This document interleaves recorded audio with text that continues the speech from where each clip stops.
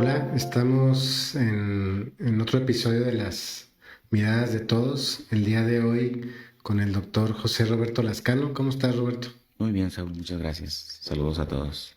El día de hoy estamos estrenando, estamos en vivo en Facebook eh, para si nos quieren acompañar y hacer preguntas.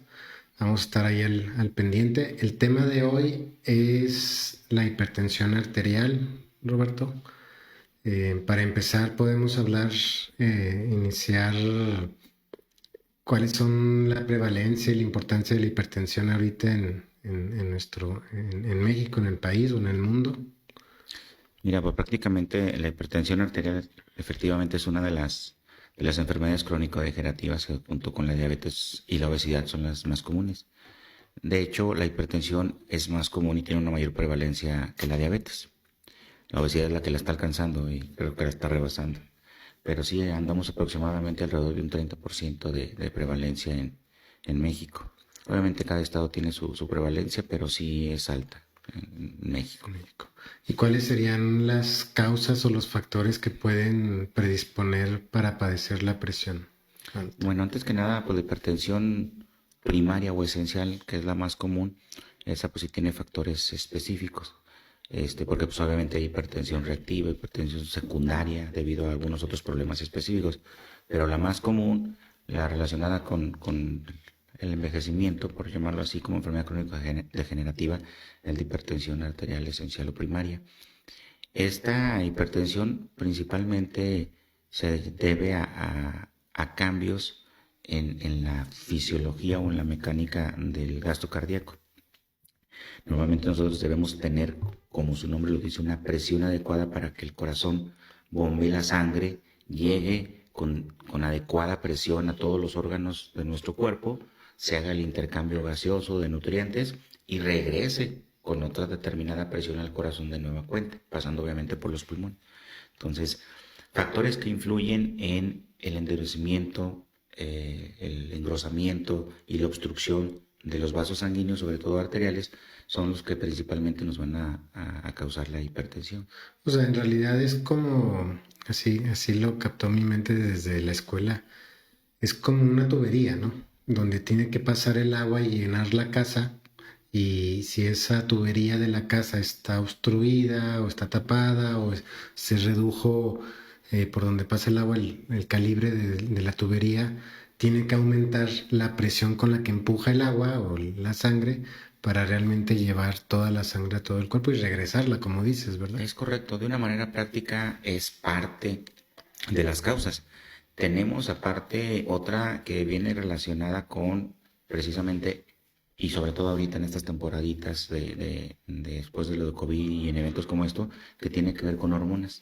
Porque obviamente todo depende de la máquina del corazón, ¿sí? Con la que bombea, de la tubería, como dices tú, de los vasos sanguíneos, pero también dependemos mucho de cuestiones hormonales. Hay hormonas que normalmente generan mayor actividad en el corazón, tanto en frecuencia, en movimiento, en fuerza. Hay otras hormonas que hacen que se dilaten los vasos, que se contraigan. Entonces, una disregulación, una alteración en esas hormonas también nos genera poco a poco hipertensión. De ahí, retomando lo que dices de las causas, bueno, una de ellas es la formación de placas de ateroma, que como en algunas pláticas lo hemos comentado, inclusive desde el nacimiento, desde que está uno en el vientre de la madre, está documentado que empiezan a formarse plaquitas de ateroma. Obviamente si tú tienes unos malos hábitos, tabaquismo, sedentarismo y obviamente la genética que también influye bastante, los cambios genéticos que actualmente tenemos gracias a los cambios en los hábitos que hemos tenido en los años, puedan generar obstrucción. Pero también el estrés, la ansiedad, la mala regulación o la intranquilidad te van a generar también que se van a estar produciendo hormonas que te están ocasionando alteraciones en los vasos sanguíneos y que también sean causa directa e indirecta de la hipertensión. ¿Y en hombre y mujer hay diferencia también? Sí, fíjate, casi en la mayoría de las enfermedades la mujer está protegida, por decirlo así, o tiene un poquito menos de riesgo por las cuestiones hormonales. Sí, las cuestiones hormonales normalmente protegen a la mujer, de ahí que la mayoría o muchas enfermedades, en el momento en que ya la mujer entra en el periodo menopáusico, pues entran en un equilibrio en relación a proporción con el hombre. Ok. En cuanto a presentar enfermedades después de la menopausia. ¿te refieres? Por eso. Exactamente. Ah, ok. Sí, sí, sí. Ah, muy bien. Y en alimentación, ¿también está relacionado ahí con la presión alta? Sí, dentro de los alimentos, eso también lo sabemos y la misma gente lo conoce, pues es el consumo excesivo de sal. La sal sí genera un cambio en la cuestión del volumen que genera que nos suba la presión. Y dentro de los alimentos, pues obviamente los alimentos demasiado procesados y pues obviamente el consumo de grasas, este, poliinsaturadas de preferencia, son las que nos van a ocasionar que se vayan acumulando en los vasos sanguíneos plaquitas de ateroma, colesterol, LDL, y hacen que no solo dentro del vaso, sino a veces también, bueno, de hecho es dentro de la capa muscular y eso sobre todo es más difícil. O sea, dependiendo de dónde sea la placa y la cantidad, pues también va a ser difícil el desobstruir ese vaso sanguíneo. Ok. Y en cuanto a síntomas, ¿cómo el paciente se podría dar cuenta de la presión? Híjole, difícil. Difícil porque, como entre las otras enfermedades, hay datos o signos que nos indican una probabilidad de hipertensión, pero también hay pacientes que, como la hipertensión generalmente a veces es progresiva, se va adaptando el cuerpo y el paciente puede no sentir nada. Y ahí la importancia, que lo hemos dicho, de checarnos regularmente. Pero no, lo que podemos detectar en algunos pacientes pues es dolor de cabeza, visión borrosa, sumido de oídos, embotamiento, enjaquecamiento, como le llama mucho la gente, a veces inclusive sensación de falta de aire, cansancio. Son síntomas muy inespecíficos, pero en relación a la presión alta, principalmente dolor de cabeza, mareo. Ok. Y bueno, en realidad te hago la pregunta porque tenemos esta idea que la hipertensión es una enfermedad silenciosa. Entonces la pregunta, ¿cómo podemos explicarle a un paciente que existe una enfermedad que en realidad en muchas ocasiones no se siente? ¿Cómo le podemos explicar por qué es silenciosa? Por qué no da esos síntomas a pesar de que ya tienes niveles altos de la presión? Precisamente porque el cuerpo es tan maravilloso, el organismo que se adapta. O sea, desde los inicios, el organismo, el ser humano se va adaptando tan fascinantemente a todos los cambios que existen, tanto cambios emocionales, cambios físicos, de espacio, en todo el organismo se adapta y obviamente por dentro también. Entonces, es el organismo tan maravilloso que el paciente al empezar a elevar la presión, pues va teniendo medidas de adaptación en las cuales hace que el paciente se sienta bien, Sí. o más bien que no tenga sintomatología. Sí, porque es como ahorita que lo dices, adaptación sería, que ya lo hemos mencionado en algunos episodios, el cuerpo siempre va a intentar que sobrevivas, ¿no? Entonces hace todo lo posible en muchas enfermedades y en muchas situaciones de ajustarse a la situación que esté ocurriendo en cualquier enfermedad, en este caso de la presión alta, ajustarse para que sigas funcionando, ¿verdad? Sí, es correcto eso que dices en relación a las pláticas. A pesar de que hemos evolucionado y cada vez aprendemos más cosas y todo, tenemos nuestra parte primitiva siempre, siempre, siempre. Lo que vamos a querer es sobrevivir, consciente o inconscientemente, y obviamente el organismo lo sabe y el organismo se va adaptando a los cambios que van ocurriendo. Ok. ¿Y la presión, la hipertensión está relacionada también a otras enfermedades? Sí, definitivamente, como te lo digo ahorita, pues la hipertensión está muy relacionada con la dislipidemia, con el problema de colesterol, con triglicéridos, está relacionada con el tabaquismo, está relacionada con la diabetes, está relacionada también con la obesidad, el sobrepeso, que son las principales enfermedades, con el estrés, ¿sí? Con la falta de sueño, con la apnea del sueño, los pacientes demasiado obesos que a veces no pueden tener una adecuada respiración, sobre todo nocturna, que también es un tema muy importante, pues a la larga van haciendo mayor estrés y indirectamente haya cambios hormonales que hacen también que la elevación de la presión ocurra. ¿Por qué el estrés sería una causa o no ayuda? Precisamente por lo que te digo ahorita, por las cuestiones hormonales. ¿Sí? Generalmente hay hormonas, principalmente esteroides, cortisol, adrenalina, que generan mayor, eh, mayor compresión, mayor estrés en la vasculatura y sobre todo mayor daño también en el endotelio. Tanto cuestiones hormonales como cuestiones locales. Inclusive también infecciones, ¿verdad? Las infecciones son muy comunes también que dependiendo del sitio y de la infección, cuando se generaliza y nos hace una sepsis que le llamamos nosotros, también puede condicionar alteraciones, inclusive permanentes, que pueden condicionar que a partir de ahí empecemos con problemas de presión. Ok. En la consulta, en tu consulta con los pacientes que recibes, la cantidad de pacientes que tengan presión alta, que tengan hipertensión, pero que tengan otras enfermedades también es alta? ¿O Sí. hay pacientes solamente con hipertensión? ¿Es común encontrar eso? No, mira, ahorita en la actualidad es muy difícil que un paciente solo tenga una cosa. Sí. La verdad, vienen a veces por algún problema, pero ya al momento de interrogar, de explorar o de verificar, el paciente va a tener más de dos o tres patologías.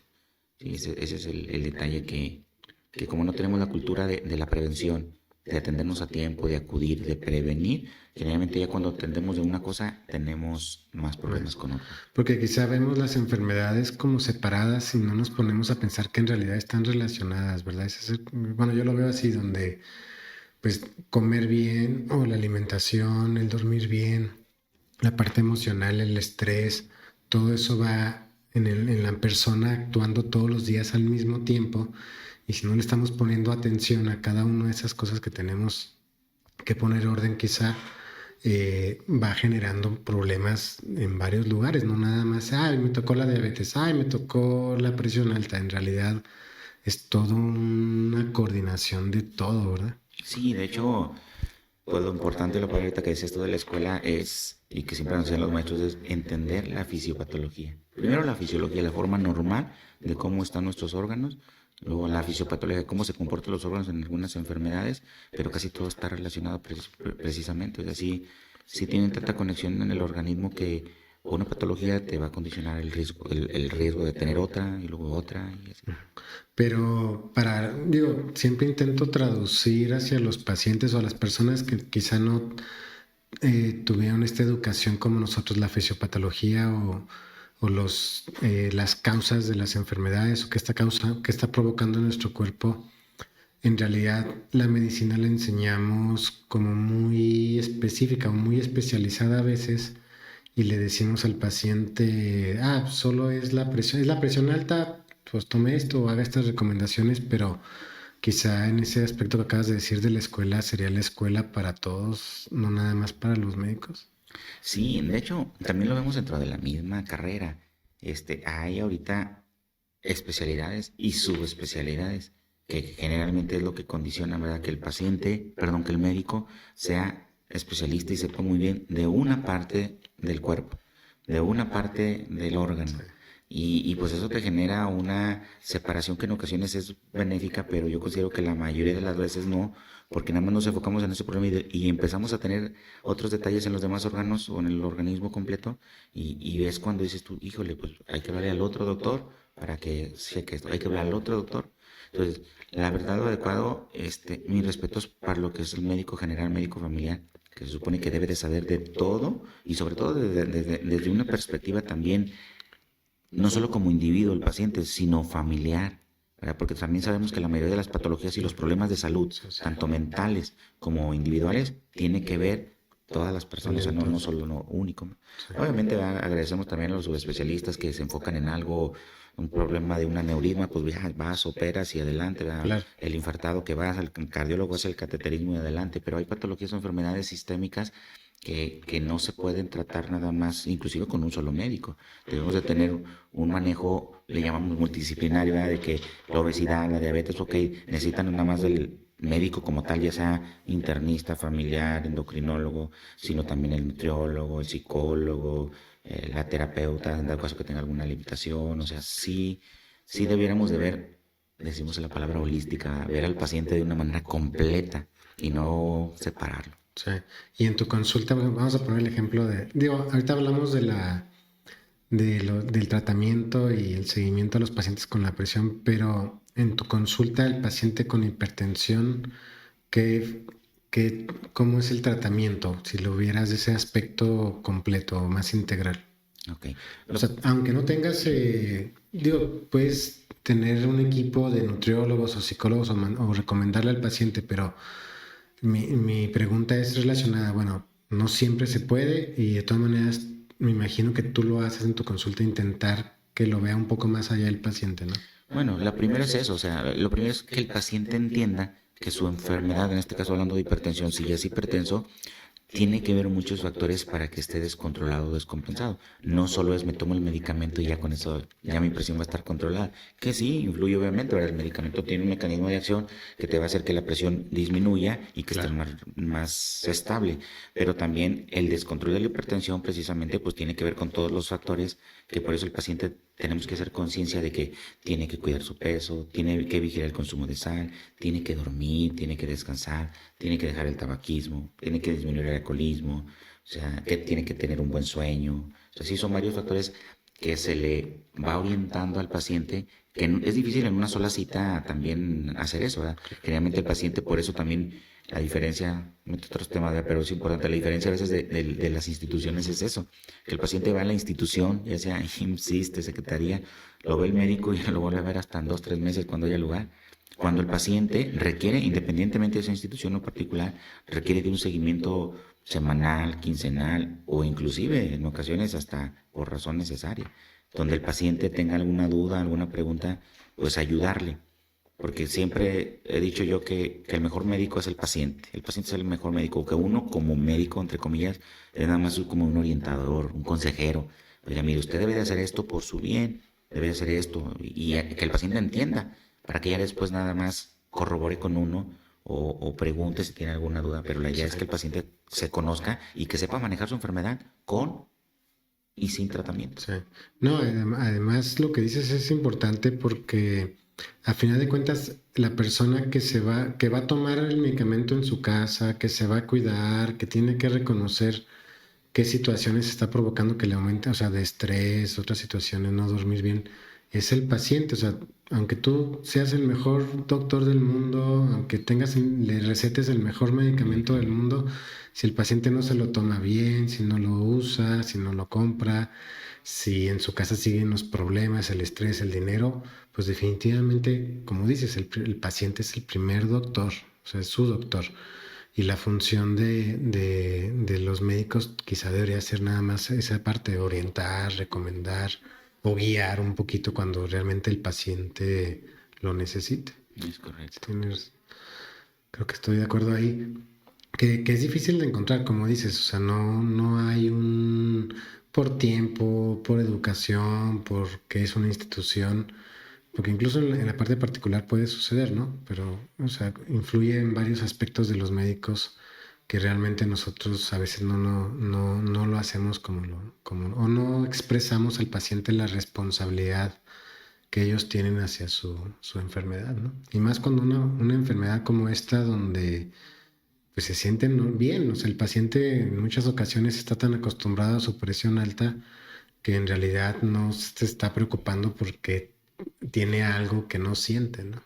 De hecho, ahorita, bueno, a colación sale el tema también de ese punto que comentas.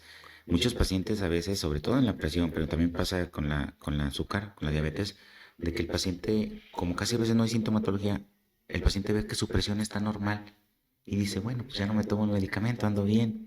Y pues efectivamente a veces lo dejan de tomar y pues el Claro. organismo a veces mantiene la presión, ya sea por la concentración del fármaco, por lo que tú quieras, el paciente ve 2, 3 días, oye, ya ando bien y no me tomo el medicamento y feliz y contento. Entonces lo suspende y adelante. Pero más adelante, dependiendo obviamente de los factores que tenga, pues llega con una crisis hipertensiva otra vez, que le puede condicionar un infarto, una embolia o algún problema agudo, una crisis hipertensiva con un edema agudo de pulmón, o sea, más complicaciones. Sí, Y es cuando la gente dice, oye, pues si andaba bien. sí. Pues sí, pero bueno, más bien se veía bien, pero no sabías cómo andaba. No, porque, o sea, ven la cifra de la presión que esté en niveles normales y creen que ya están bien o ya se curaron, ¿verdad? Entonces, al momento de dejar el medicamento, pues ya no se vuelven a checar o algo y está empezando a subir, ¿no? Que la enfermedad en realidad, si una persona, ¿qué pasaría si una persona sana tomara un medicamento antihipertensivo? Para Pues explicar realmente qué pasaría cuando un paciente ve esas cifras. por lo lógico, lo normal es que si no amerito medicamento para la presión y tomo medicamento para la presión, me va a bajar de más. Ajá, Y exacto. obviamente pues me va a condicionar algún problema. Sí, exacto. O sea, en realidad, un paciente que esté tratado con la presión alta y esté viendo sus cifras que van bajando para evaluar que está tomando medicamento además, en realidad necesitaría estar esas cifras más bajas o tener síntomas, ¿no? Es correcto. De hecho, la indicación les digo, ya cuando pasa eso que regresen, digo, es que no debe de suspender su tratamiento si no baja de más su presión. Sí. Inclusive se le ponen los valores que debe traer hacia abajo y, como dices, que traiga alguna sintomatología. Pero también verificar, a veces la presión baja no tanto va a ser por el medicamento, ¿verdad? Pues el paciente trae diarrea, vómito, deshidratación, sangrado, pues obviamente le va a bajar. En ese momento pues hay que tratar la causa por el que bajó el volumen. A lo mejor sí se suspenderá una o dosis el medicamento, pero pues no habrá que suspenderlo. Más bien es buscar la causa por la que bajó la presión. Ok. Y en el tratamiento, ¿cómo es el tratamiento para la hipertensión? Ok, bueno, ahorita nos pasamos a lo mejor lo de las cifras que son importantes. Normalmente, pues hay la Asociación Americana, la Asociación Española, hay asociaciones que se supone que se ponen de acuerdo para determinar cuáles son los valores que se deben de considerar como hipertensión. Obviamente también depende mucho el estudio o la asociación de donde sea, los americanos, los europeos. Entonces, en base a eso se toman números. Generalmente se considera presión normal cuando manejamos de 120-80 hacia abajo, estrictamente. Cuando se manejan presiones de 130-80 de 130-80 hacia arriba, hay quienes consideran ya como prehipertensión, ¿sí? O presión normal alta. Ok. O sea, algunas asociaciones son más estrictas diciendo debes de mantener tu presión menor de 130-85. En general, para mantenimiento del paciente, todavía algunos podemos considerar 140-90 como valor. Que a lo mejor algunos cardiólogos o médicos muy estrictos dirían, no, no vamos a bajar 140-90, hay que bajarla más abajo, que tienen justa razón. Pero pues también ya es algo individualizado con el paciente, porque también, por ejemplo, hay pacientes que manejan normalmente presiones de 160, 110-70 y ya traen una presión de 130-80, Sí. y ya traen sintomatología y se sienten mal. Como Entonces, las mujeres, ¿no? Que manejan un exactamente, poquito muchas más. mujeres jóvenes sí manejan presiones bajas o Sí. algunos deportistas. Entonces sí habría que evaluar. Es muy importante por eso el saber qué presiones manejo yo, para saber qué tanto sube mi presión para poder considerar hipertensión. Pero sí en forma general, si somos muy estrictos en cuestión de asociaciones, de 130-80 hacia arriba ya pudiéramos considerar hipertensión. ¿Cómo explicarías a los pacientes, al personal no de salud, qué son esas dos presiones? La presión sistólica y diastólica, ese máximo que estás diciendo, 130-80, ¿qué son? Ok, va a ser muy difícil a lo mejor de entender porque a pesar de eso se va a requerir un poquito de práctica, pero la primera presión que le llamamos presión sistólica es la presión con la que el corazón avienta la sangre, literalmente aventarla, y la presión diastólica es con la presión con la que regresa, porque también necesitamos una presión de vuelta. Entonces, esas presiones son las que normalmente consideramos como valores de presión. Presión sistólica con la que avienta la sangre del corazón y la presión diastólica con la presión que regresa al Ok, corazón. muy bien. Y para el tratamiento, entonces, si estás hablando de las cifras, me imagino que es por el objetivo de tratamiento varía de acuerdo a esas cifras. ¿O por qué? Sí, el tratamiento va a variar dependiendo. Hay varios medicamentos que dependiendo del tipo actúan en determinados puntos. Ahorita te hablaba, por ejemplo, acerca de los medicamentos que pueden dilatar los vasos sanguíneos, ¿sí? Como vienen a ser los canceroantagonistas, que bueno, término médico, ¿verdad? Hay otros que se llaman betabloqueadores que disminuyen la fuerza del corazón y la frecuencia cardíaca, que también te pueden ayudar. Hay otros medicamentos que influyen con cuestiones hormonales, aldosterona, renina, angiotensina a nivel del riñón, como son los IECA y los ARA. O sea, sí hay varios tipos de medicamentos dependiendo de dónde puede haber el problema principal en la hipertensión. Y pues como siempre lo he dicho, la idea es encontrar el mejor medicamento. Pues el mejor medicamento, como dicen, es el que no se toma, ¿no?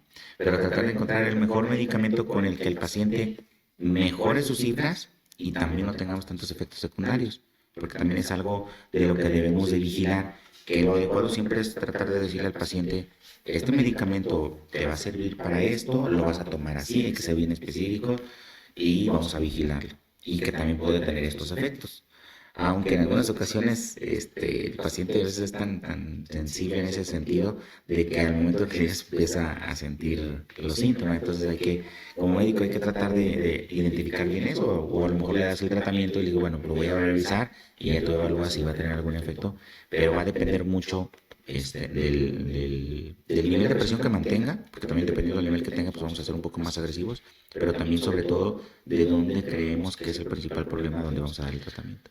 Ahorita que mencionas cómo puede alterar la presión, creo que también el diagnóstico, cómo se diagnostica la presión alta o la hipertensión el paciente o tú como médico, cómo se debe de diagnosticar, cómo se debe evaluar ese diagnóstico. Pues la evaluación es con la medición de la presión arterial. La presión arterial normalmente se debe tomar en alguno de los brazos. Hay quienes dicen que debe ser del lado del corazón, pero puede ser cualquiera de los dos, estrictamente.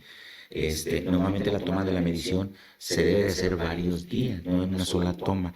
Aunque obviamente si llega un paciente de urgencias con una crisis hipertensiva, con presiones de 200, 120, pues bueno, y ya con más síntomas, pues la vas a tratar y se maneja como una crisis hipertensiva que hay que buscar la causa. Pero normalmente lo que se debe hacer es un monitoreo continuo de la presión, que anteriormente pues lo tomábamos nada más cuando llevaba al consultorio, la tomamos y ya.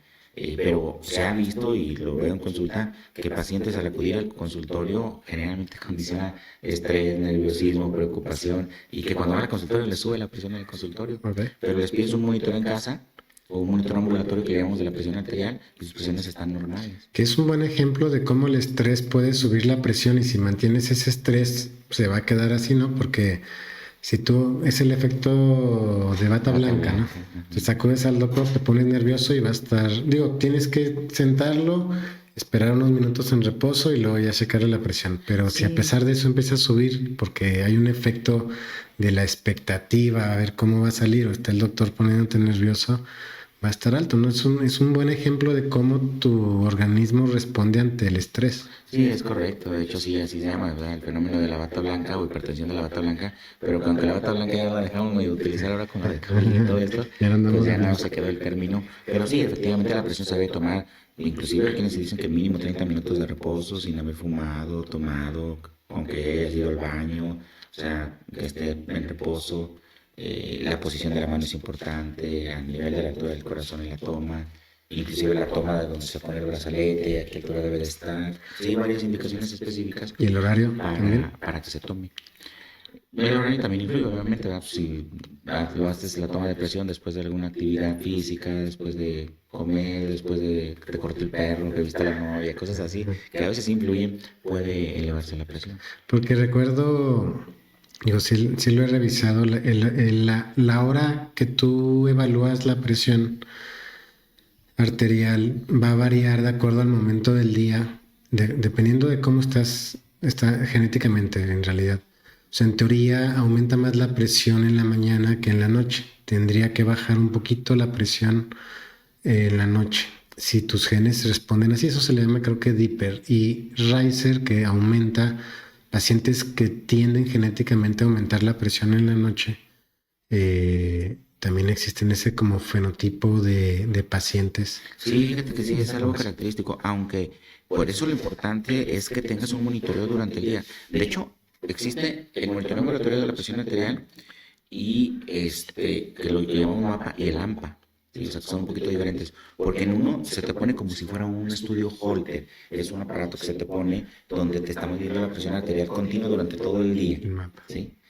El otro, el que hace generalmente el paciente en casa, es donde tú personalmente te tomas la presión, pero sí, como tú dices, se supone que durante la noche nuestro organismo, como llamamos tan inteligente, pues le baja todo. Sí. Baja tu frecuencia cardíaca, respiratoria para que descanses. Obviamente en el transcurso de que te despiertas y te levantas, pues empieza a subir la presión y luego en la noche vuelve a bajar. Entonces sería como que lo fisiológico, lo normal. Sí. Obviamente depende si el paciente trabaja en la noche de velador y otras situaciones, ¿no? Pero efectivamente lo importante es que tengas varias mediciones para que tú puedas evaluar, porque hay pacientes que, por ejemplo, como bien dices, en la mañana pueden estar bien, pero durante la tarde la presión les sube. Sí. O al contrario, por la mañana andan con la presión alta y en la tarde andan bien. Entonces hay que evaluar, por eso la importancia de conocer al paciente en todos los aspectos para ver qué está ocurriendo, por qué sube en la mañana o por qué sube en la tarde. Y de acuerdo a eso ajustas medicamento. Sí. O sea, no sería lo mismo que el paciente le suba más en la tarde que en la mañana y de acuerdo a eso tienes que ponerlo. Pues el objetivo, como te digo, es que el paciente se llegue a conocer para que el mismo paciente pueda inclusive hacer algún cambio y que ya te haya comentado, doctor, me subió, me tomé otra pastilla, o me está bajando, le disminuí. Pero sí, la idea es que tengamos una comunicación paciente-médico para adecuar el tratamiento, no solo el tratamiento médico, sino también lo que comentamos ahorita, los hábitos que se tengan para tratar de mejorar. Y ahorita que hablas del monitoreo, pensé en los pacientes con diabetes, el monitoreo.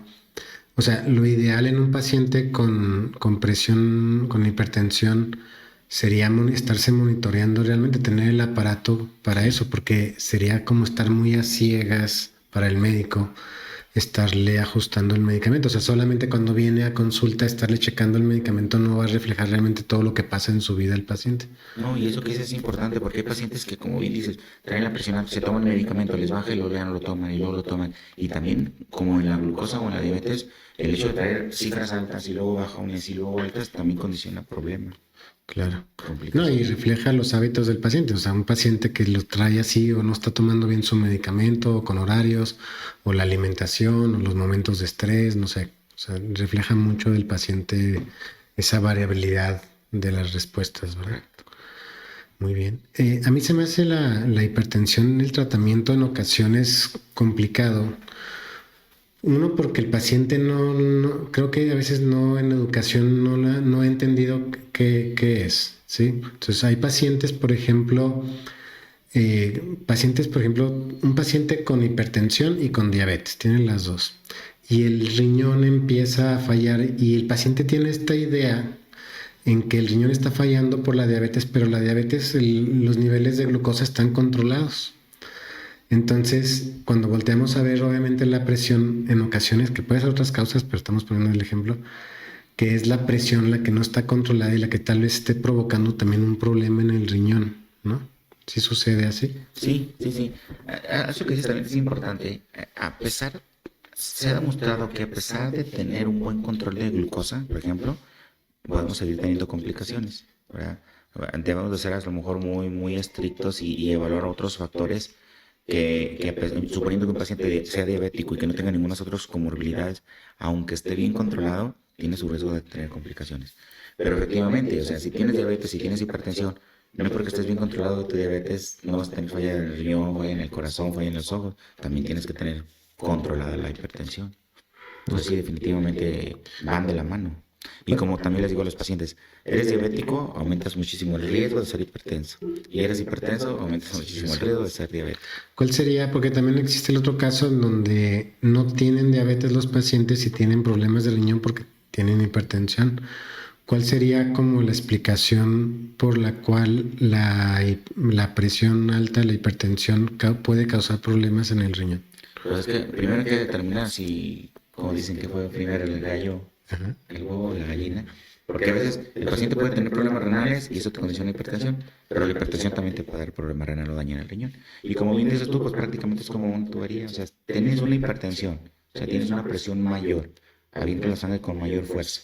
El riñón prácticamente, coloquialmente, pues es como una coladera, ¿no? Donde obviamente la sangre llega ahí, de ahí la sangre se va a filtrar, va a depurar el riñón, va a eliminar las toxinas, pero pues obviamente ese riñoncito tiene una capita, es como un filtro. Sí. Entonces si tú le estás metiendo mucho filtro, si tienes un sedazo tú y ahí estás haciendo filtración de lo que tú quieras y haces con más fuerza, va a llegar un momento en que ese sedazo pues se va a abrir los poritos que se tienen por donde pasa la sangre y se va a convertir en orina. Si empiezan a hidratarse al ratito va a empezar a perder por ahí proteína, nutrientes, sustancias importantes y pues obviamente está dañando más el riñón. Ok. Sí, sí, es un súper ejemplo el sedazo que estás poniendo. También hay otros casos, digo, me estoy tal vez adelantando, no sé si va a haber preguntas, pero hay otros casos donde acuden mucho los pacientes donde mencionan que es difícil su presión de controlar. O sea, ya tienen una polifarmacia ahí, pueden tener, no sé, un YECA y un ARA, o un ARA más bien, y un antagonista de calcio y varios medicamentos, y no es posible controlarles la presión. Sí, fíjate que sí, sí, sí hay pacientes que tienen tratamiento de difícil control. Generalmente se considera polifarmacia o de difícil control cuando ya tenemos de 3 a 4 medicamentos. Sí. Y sí hay varios pacientes que pasa esa situación. Pero generalmente hay que buscar causas. Cuando pasa eso siempre tienes que buscar una hipertensión secundaria. O sea, algo que aparte de la hipertensión primaria o esencial que ha tenido el paciente se puede agregar, porque también ese es otro problema. Tu hipertensión pues la tienes tratada, se agrega diabetes, pues vas a tener mayor daño renal y el renal te va a condicionar mayor daño la hipertensión.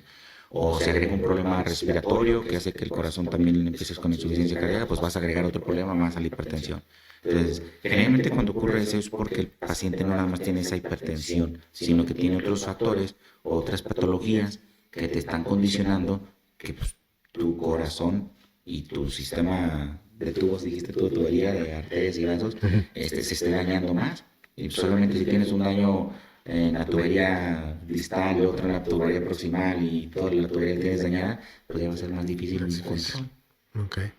Y además de riñón, corazón, ¿qué otras causas de hipertensión secundaria por origen de otro órgano hay?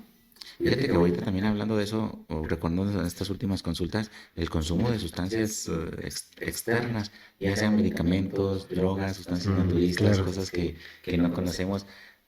Saco a colación ahorita medicamentos que llevan a veces esteroides que los pacientes a veces usan para dolor y que no nada más te ocasionan complicaciones como el síndrome de Cushing, donde se te hinchan, sino también hay alteraciones en la presión, alteraciones en la calcificación de los huesos, alteraciones en proteínas, o sea, en todo prácticamente por el consumo de otros medicamentos o sustancias que pensamos que nos van a ayudar y que a la larga nos complican. Ok.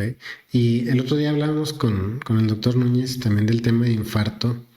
Y ahorita que mencionas eso, había en el deporte, digo, por fisiología disminuye la presión por el deporte, pero hay casos en donde en el deporte puede ocurrir también aumento de la presión, porque en el infarto, digo, hablábamos de los casos, obviamente Deportistas que sean por el infartados. uso, digo, es deporte tal vez extremo, o el uso de sustancias que en ocasiones están utilizando y es un problema para el corazón, pero en la presión también se puede dar caso. Sí, de hecho, porque como decimos, la fisiología y el organismo es tan inteligente que obviamente si tú lo haces normal, adecuadamente, un ejercicio, no tendrías por qué tener una sobrecarga, por decir así, de trabajo o una sobrecarga del corazón a los vasos sanguíneos si fuera todo fisiológico normal. Obviamente todo debe ser gradual. Al momento de hacer tu actividad física debes de hacerlo gradual para ver hasta cuánto sube mi frecuencia, ya subió además, me espero para llegar a un nivel de actividad física donde tú te mantengas estable y saludable, igual con la presión.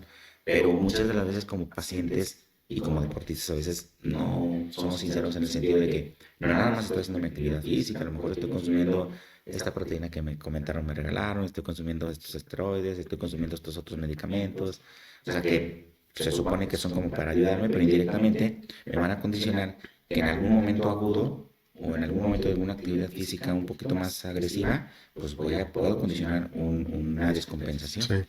Que también ocurre en realidad para pacientes que toman energizantes, ¿no? Sí. Digo, para no decir marcas, pero en realidad para el trabajo, o sea, ni siquiera tienen que ser deportistas. Hay personas que se toman un Monster, un lo que sea, pues para el trabajo, para rendir, están desvelados, o los que trabajan en la noche, ¿no? Trabajadores del personal de salud, también ocurre, ¿no? Que toman bebidas que en teoría es para mantenerlos despiertos, pero que están provocando un problema de hasta el corazón o obviamente de la presión. Sí, de hecho, la mayoría de las veces cuando el paciente llega a tiempo, cuando llega con una crisis hipertensiva o incluso a pesar que la lleve, la mayoría de las veces al inicio es una hipertensión reactiva, casi siempre secundaria a algo que lo desencadenó.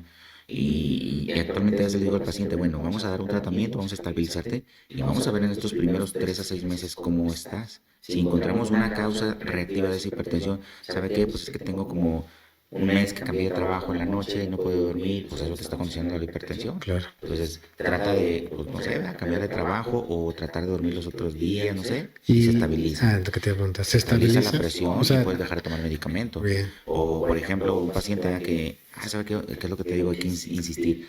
Es que estoy poniendo elevaciones de la presión desde ahora que pues he estado estresado, he estado preocupado por mis hijos, etcétera. Ok, bueno, una terapia psicológica o inclusive el tratamiento para la hipertensión, entre comillas, va a ser pues, un ansiolítico, un antidepresivo, para que el paciente esté más tranquilo y con eso su presión se controla sin necesidad de antihipertensivo. O sea, muchas veces es, como te digo, una hipertensión reactiva a algo, pero tenemos que encontrar esa causa para tratarla. A lo mejor va a ocupar el paciente medicamento para la hipertensión, pero un tiempo, si tú encuentras la causa, la tratas y la eliminas, ese factor de riesgo, puede hacer que el paciente pueda dejar de tomar el medicamento. Sí. Pero no lo vamos a saber hasta que veamos la evolución, el monitoreo y posteriormente se puede hacer ajuste del tratamiento. Ok. ¿Tú crees, en ese ejemplo que nos estás dando, tú crees que si en la mayoría de los pacientes se encontrara realmente la raíz de esa causa, la raíz de ese problema, en muchos casos sí pueden lograr no usar medicamento? Sí. Yo voy a decir siempre, cada vez que me invite, le voy a comentar dos premisas que yo tengo al paciente. Perfecto. Entre menos medicamento, mejor. ¿Sí? Para mí, entre menos medicamentos el paciente, mejor. ¿Sí? Y dos, tanto importante que el paciente se sienta bien como que ande bien. Y la única manera de saber cómo ando es checándome hasta ahorita.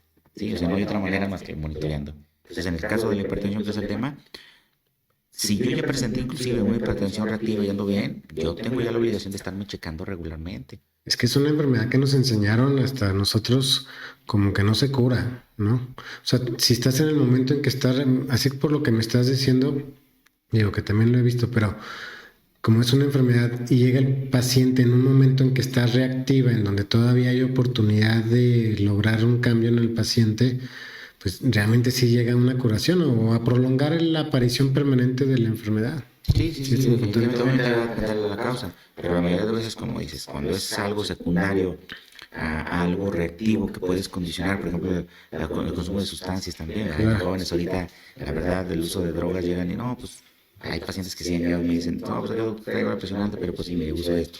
Pues es que tienes que dejarlo de usar para que andes bien, ¿verdad? O sea, sí es encontrar la causa y de eso te va a ayudar para que puedas llevar un mejor control. Que es complicado porque, o sea, es una enfermedad que depende de otros aspectos y es una enfermedad que por lo general no lo sientes hasta que ya traes un problema quizá más grande o hay crisis en ciertos momentos. En realidad, hacer conciencia de eso es lo más difícil, supongo. Pues esa es la conciencia de checarse, porque pues fíjate, es tan sencillo tomar la presión y determinar cómo voy a estar. O sea, hay muchas cosas que se pueden, como dices tú, prevenir, pero pues nada más el detalle es hacer conciencia y tener educación para los pacientes para que se monitoreen, se chequen. O el personal médico también que influya en esa parte de conciencia donde, como tú dijiste, somos un guía o somos un orientador en, oye, no nada más va a ser detectar las causas que estás teniendo ni tomar este medicamento, sino darle seguimiento y esforzarte por todos los aspectos. O sea, es esa parte de tomarte el tiempo de escuchar al paciente y obviamente de platicar con él en esos aspectos. Y sí, porque de ahí la importancia también que a veces el paciente vaya con familiares. Porque a veces el paciente va solo o va con alguien que pues no está cercano a la familia y pues la idea es eso, que el paciente sepa y que se haga el cambio, porque a veces el paciente ya está bien, se siente bien y ya no regresa, ya no vuelve. Sí. Y pues la idea de que los hábitos se hagan los cambios, pero no solo para él, sino en grupo familiar y eso le va a ayudar, le va a dar más poder Claro. para que el cambio sea más real. Sí. Digo, no es la necesidad de que vuelva, ojalá no volviera nunca porque ya se hizo cargo responsable de todos los aspectos de su vida que tiene que ordenar, pero en muchas ocasiones es como darle esa confianza de puede regresar aquí no nada más por la presión, si tiene digo, o buscar ayuda en cualquier otro aspecto, psicología, en donde sea, pero en realidad cada vez que se le esté, si tú detectas en la hipertensión que es la alimentación, que es el estrés, la carga genética, bueno, no se le puede hacer otra cosa. O si ya detectaste que tienes varios puntos, pues siempre estar tratando o ponerle atención a esos puntos con un doctor en específico que sí lo pueda ver todo o con varios, pero en realidad cada vez que se atore el paciente en esos aspectos, pues estar constantemente en esa búsqueda de estar ordenando, ¿verdad? Es correcto. Sí, es así. ¿Qué es lo más difícil para ti en tratar la presión, en tratar la hipertensión?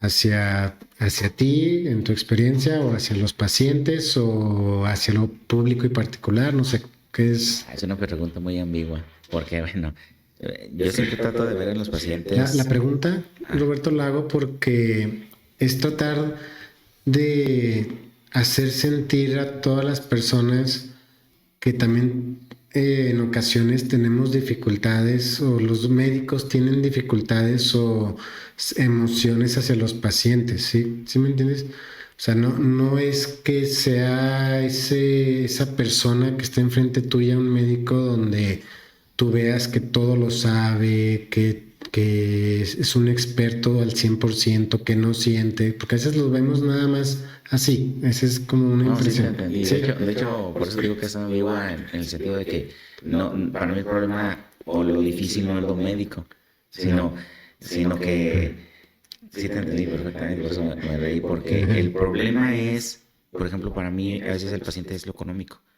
Porque a veces, aunque el paciente viene, si no tiene derecho a bien sea, le quieres dar tú un medicamento que tú sabes que le va a ayudar, que es bueno, a pesar de todo lo demás, pero el paciente pues no no lo va a puede. poder comprar, o lo va a comprar una vez y va a decir, "Ay, está muy caro y ya no lo voy a comprar".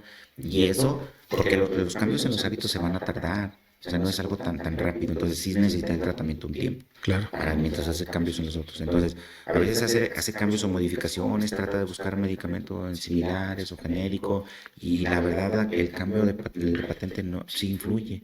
Y sobre todo en la hipertensión, en la hipertensión a veces es bien característico el paciente descontrolado, y luego ya preguntas, identificas que compra marcas diferentes, le pides que compre marcas de patente y se controla. Claro. Entonces, eso es bien importante. Entonces, uno es la cuestión económica para el paciente, ¿sí? O sea, la dificultad. Y dos, precisamente las modificaciones no farmacológicas, no medicamentos, que el paciente tiene que hacer y que a veces se le dificultan.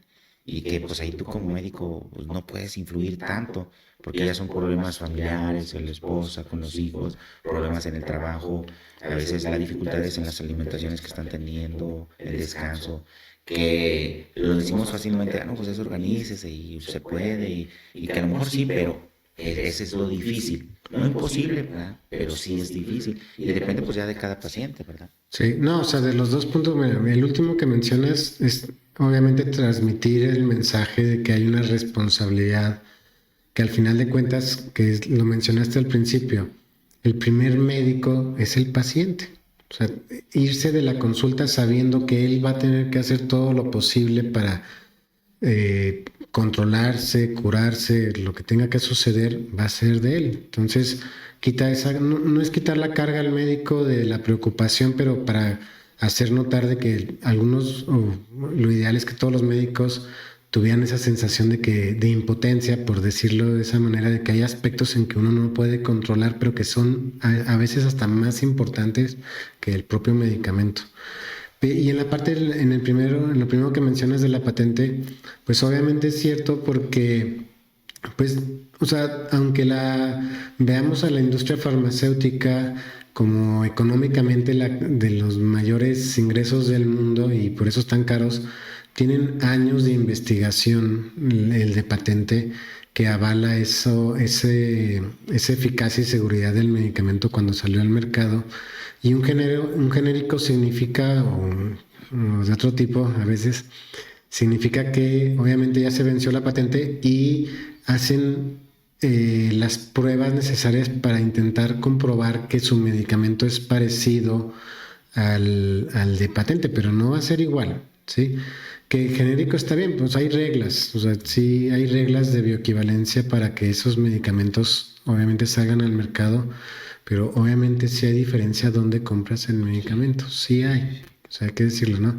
No por intentar decir la tercera opción que es, yo lo veo así, que estuve en el registro de medicamentos, pero patente genérico y la tercera opción que tenemos en México a veces que se supone que hace Pues medicamentos es como, pero la verdad parecidos a los genéricos. En similar. teoría debería de cumplir, pero pues sí, como médicos tal vez notamos la diferencia cuando usan los medicamentos, sí es cierto. Pero también es un problema, Roberto, para mí porque cada año obviamente van a salir nuevos medicamentos y las guías con las que se basan los médicos para la presión, por ejemplo, la guía europea o la guía en Estados Unidos, hay una guía de cómo debes de seguir, ¿cómo lo explico? Una guía de cómo usar los medicamentos en cada caso de acuerdo a niveles y así, ¿no? Y cada año sale de acuerdo a los nuevos medicamentos e investigaciones que salen, pero a mí como lo pienso es, o sea, hace 10 años de todas maneras intentábamos controlar a los pacientes con los medicamentos que había. O sea, entiendo que hay mejores medicamentos, Sí. pero los de hace 5 6 años, 5 o 10 años, pues son ya más baratos actualmente y de todas maneras intentábamos hacerlo con eso cuando todavía no había otros. que entiendo, o sea, no, tampoco es ético decir que pues ya el medicamento nuevo hoy es mucho mejor y pues ¿por qué le das uno que no es tan eficaz como el de hoy? Pero de todas maneras había una eficacia, ¿no? Entonces, también obsesionarse, creo, con lo nuevo, por hacerle gastar a un paciente con lo nuevo cuando no se puede, cuando antes lo hacíamos de otra manera, ¿no? Bueno, uno sí tiene razón, que a veces la industria farmacéutica puede influir un poco o mucho en las guías para que las guías puedan decir qué tipos de medicamentos. Pero bueno, normalmente en las guías, como su nombre dice, son guías. ¿Verdad? O sea, el médico tiene la libertad de decidir de si continúa con la guía porque hay que especificar o individualizar el tratamiento. Número uno. Número dos, normalmente las guías te van a decir el grupo farmacológico, ¿verdad? No te van a decir exactamente este medicamento, porque el grupo farmacológico pues es igual de siempre. Exacto. Nada más lo único que cambia es que las generaciones, primera generación, segunda generación, tercera generación, que se supone que el aumento de las generaciones te va ayudando y te disminuye los efectos secundarios Sí. y te da un poquito más de potencia, o sea, sí tienen unos beneficios los nuevos medicamentos, pero como yo también le digo a los pacientes, para mí que el paciente, lo importante es que el paciente esté bien controlado, ¿con qué? Con lo que sea, mientras no haya tantos efectos secundarios o daño. Si un paciente llega y me está tratando con un medicamento, por decir marcas, ¿verdad? Captopril, enalapril, que son de los viejitos y que a lo mejor no son de los nuevos, pero que están bien controlados, pues adelante. Claro. Pero también hay que tener en cuenta que actualmente, tanto en hipertensión, en diabetes, en las mayorías de las patologías, y sobre todo en estas enfermedades crónico-degenerativas, se corren estudios no solo de seguridad del medicamento, sino de mayor beneficio cardiovascular. Te voy a hacer el ejemplo de la diabetes. Sí, los nuevos medicamentos de la diabetes, la verdad, son magníficos en ese sentido, porque anteriormente controlábamos glucosa y ya estuvo. Claro.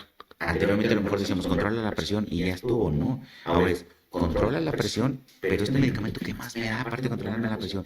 Ah, este medicamento te controla la presión, pero te disminuye un 15% de daño de riesgo de evento cerebral vascular o de embolia. Sí. O te disminuye este riesgo de infarto. Lo cual los medicamentos viejitos, pues a lo mejor ya no tuvieron esos estudios. Sí. Y a lo mejor la industria farmacéutica, pues a lo mejor ya no le va a meter a esos viejitos que a lo mejor puedan tener buen efecto, pero no tenemos esa evidencia. Ahorita actualmente lo que debe existir es medicina basada en evidencia, ¿sí? De estudios que te digan, este medicamento, ok, pues sí está caro y nuevo, pero hay pruebas que me dicen que es mejor que este viejito, pero por esto, esto y esto. Si no, pues definitivamente la idea es que el paciente esté bien y que esté bien controlado. Exacto.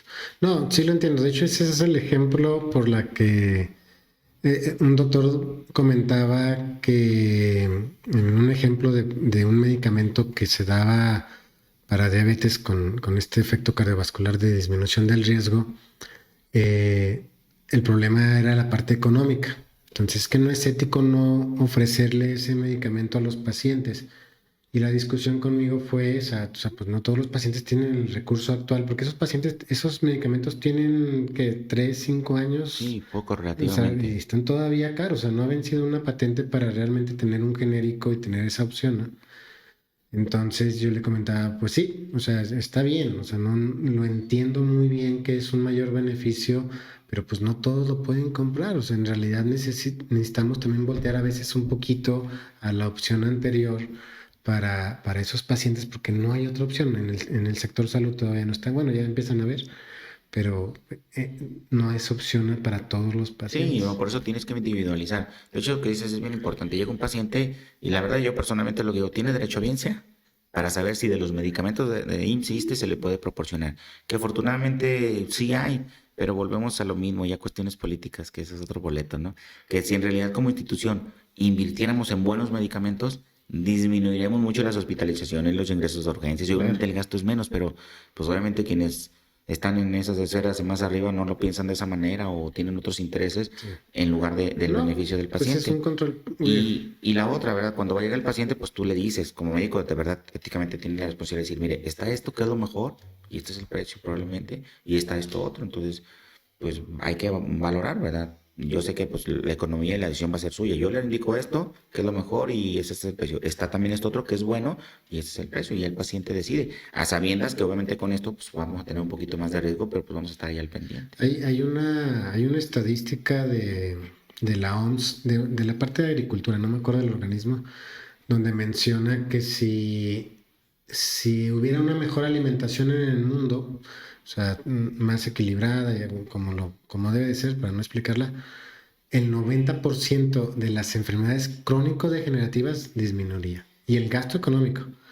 Me recuerda una frase, no soy bueno en las frases para recordarlas exactamente, pero como te decía ahorita, el mejor medicamento es el que no se toma, ¿verdad? Pero el mejor tratamiento médico es la alimentación. Sí, O sea, la alimentación es la mejor manera en la que tú puedes tratar las enfermedades, claro. o sea, como base.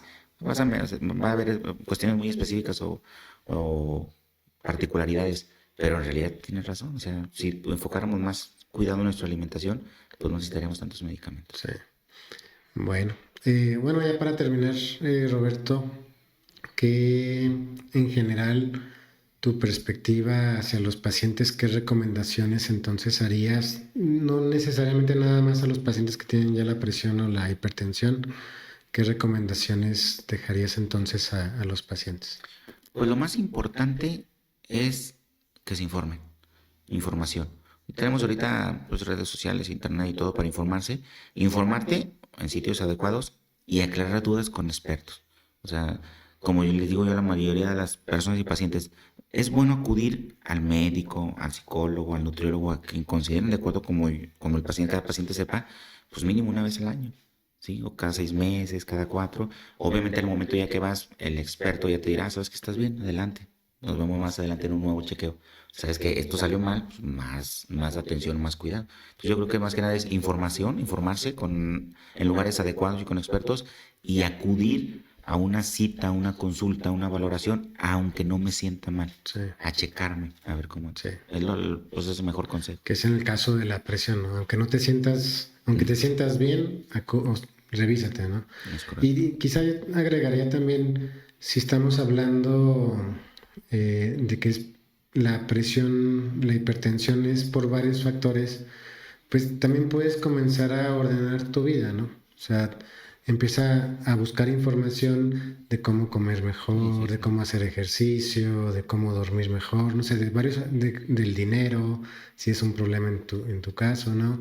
De la familia, las emociones, lo que sea que necesites estar ordenando, pues estar buscando toda esa información que tú estás diciendo. Es que la clave también es la educación, la cultura de informarnos. Porque la verdad, sinceramente, el estar inmerso en exceso en cosas no productivas te genera, no sé si sea la palabra, involución.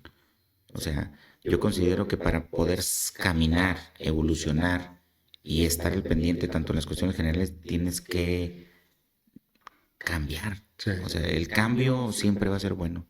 Entonces, el cambiar me refiero a los hábitos.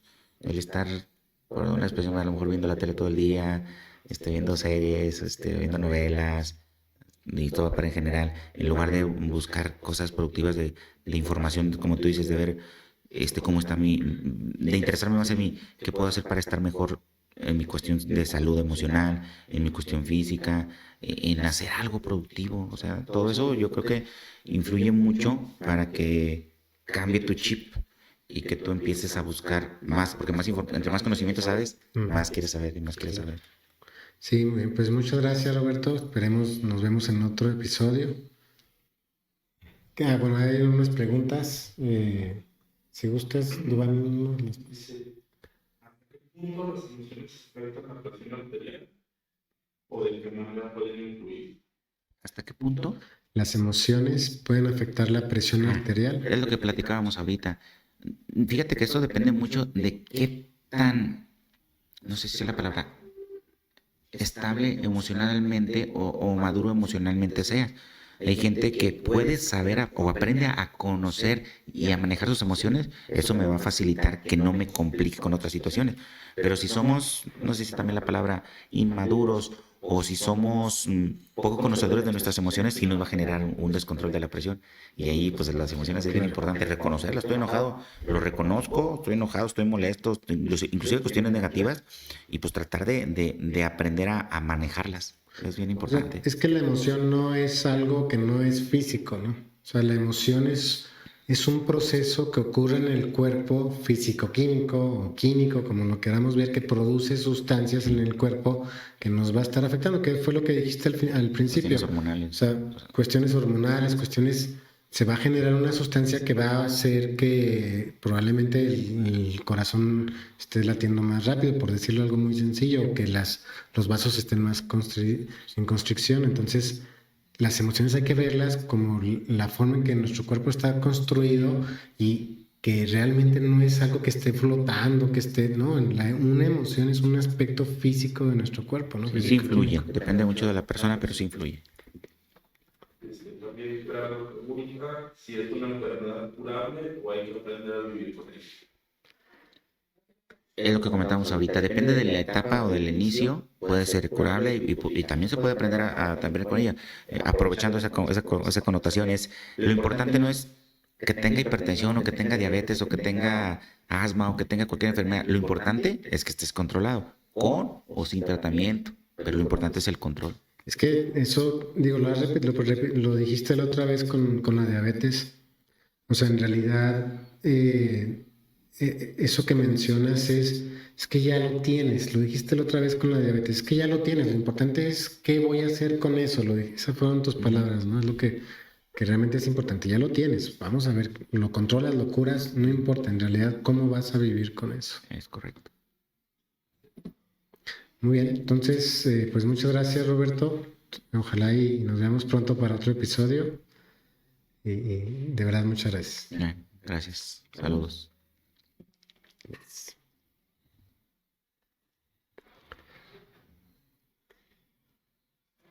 ¿Listo?